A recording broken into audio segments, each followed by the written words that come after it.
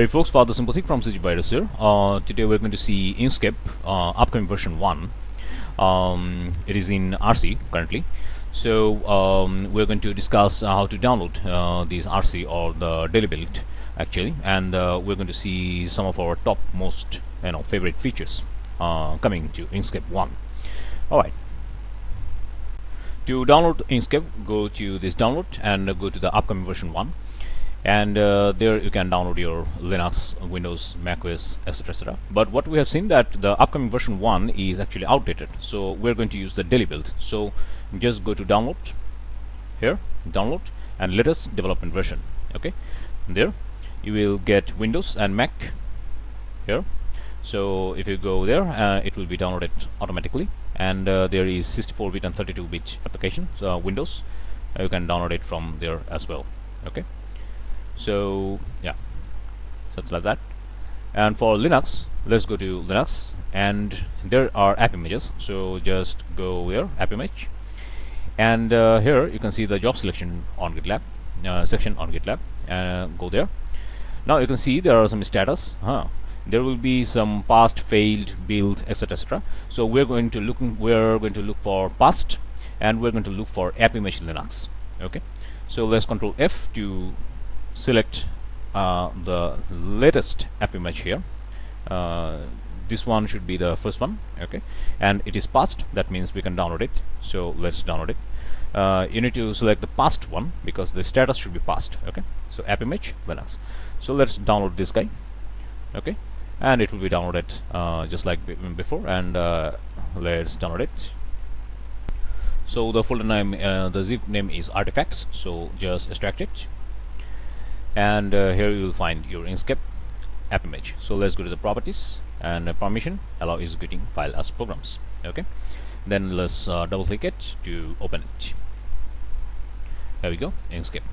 So now we're going to talk about the new features.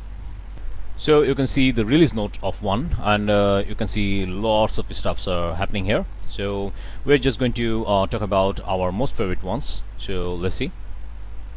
Inkscape 1 got some performance boost. To get the pure performance, the good performance, you can see the zooming is a bit choppy.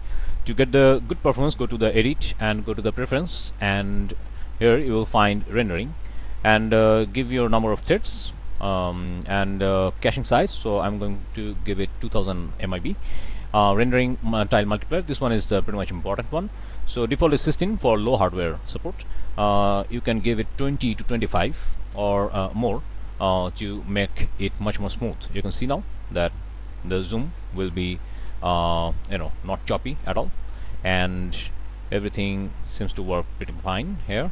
You can see, yeah, smooth things going on. Okay, and extra radius and other things are fine. So yeah, this is how you can optimize your Inkscape now. Okay, Inkscape got GTK 3 support, which means it is now high DPI supported, and you can also change your theme here in edit preference interface theming. Okay, so I'm using my system-wide theme. You can change it to anything you want. Okay, also you can change your icons now, so which is good. And if you're a Windows user, what you can do is basically go to the gnomlook.org here and search for your GTK 3 themes here. So mine is Equilux.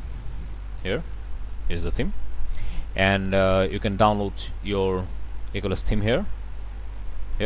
Okay, suppose this one, then extract the theme, and then copy this theme in this location %appdata local themes. Okay, then if you fire up Inkscape, you can change it here. Okay, here's the theme. Alright, Inkscape text got finally some updates, and it's now SVG2 supported. That means you can create your flow box right now pretty easily, and you can do your stuff.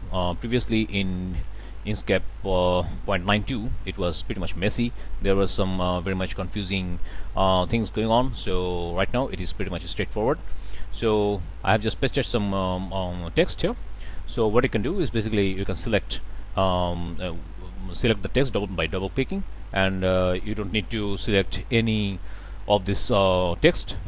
It is a global selection now, and now what you can do is basically you can change your font size, and suppose something like this. Suppose I want to do it like this, 40 or something, yeah, something like that. You can also change the style here now pretty accurately. You can also change your font here as well pretty much accurately. Let me see some good font here, something like this. Yeah, you can change your text style as well. Okay, you can also change if you were selecting some text, then it will select the text. If you don't select any text but just double click it here, something like this, without selecting anything, that means you are in a global selection mode. So you can now change everything here as well. So yeah, and there is line spacing. The line spacing got overhauled, and what you should do right now is basically just select the global selection in global selection mode, select it, and then give it a global line spacing first, and then if you want to give something like this specific line spacing, you can do it from here as well. Okay, and then here we go. Okay, so that's how you can work with it right now. So it is pretty much straightforward now. Plus the flow box has SVG2 support. That means now you can finally go to Inkscape 1. Suppose we had this guy here in Inkscape 0.92, a text box, and this is Inkscape 1 text box. Okay, that means flow box. So now you can actually see these things in PDF and everything. So this is the Inkscape 0.92. You can see there is no text actually, because 0.92 doesn't support those things, but 1 supports the SVG format right now. Okay, so you can see your text. Okay, so that means you can create your PDF accurately right now. Alright, so yeah, the parameter box has been changed a little. So now you can select the parameter, and you can mouse scroll up and down to create granular changes in a decimal basis, and you can press Ctrl and mouse scroll up and down for 5 steps up and down. Okay, you can now rotate the canvas. If you press Ctrl and middle mouse, hold middle mouse, and move your mouse to rotate your canvas. Okay, also you can do it from view. Go to show and height, go to status bar, and here you can also rotate your things here.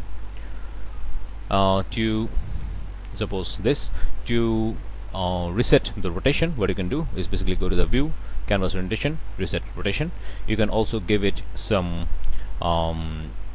keyboard shortcut. For this I'm using keyboard shortcut, going for view and going to reset rotation, and I'm giving it Ctrl Shift 5, numeric pad 5. Okay, just like Krita. So now you can do it like this as well. You can now see an extra mode here. So if you go to the view and extra mode, or press Alt 6 to see an extra mode here. So what you can do with it is pretty nice and neat. Press N to go to the node mode, and now you can select the hidden parts you have in your object. Then press S to select it, and you can extract it here as well. So this one is pretty nice. You can also press Alt 6 to disable the extra mode here. Okay, view, extra mode, Alt 6. You can also use split view mode, that is Ctrl 6. Okay, to do the same thing here. So press N to give a node, go to the node selection and just select your node, and press S to select it here, and you can individually select your stuff here as well. So it is very much useful for seeing the wireframe and the hidden stuff you have in your vector image, which is good.